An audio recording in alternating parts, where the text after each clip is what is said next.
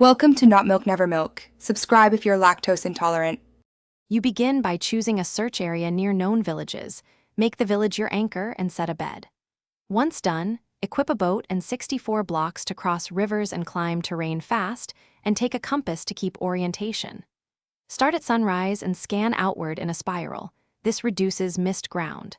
Move steadily, not sprinting into caves, because the trader appears above ground along paths. Keep villagers loaded by staying within 64 blocks of doors or beds, so spawn mechanics remain active. Once you've set the pattern, walk a spiral with 50 to 200 block increments and mark each 50-block checkpoint with a torch. Make sure to check roads, beaches, and plains. Wandering traders favor open paths.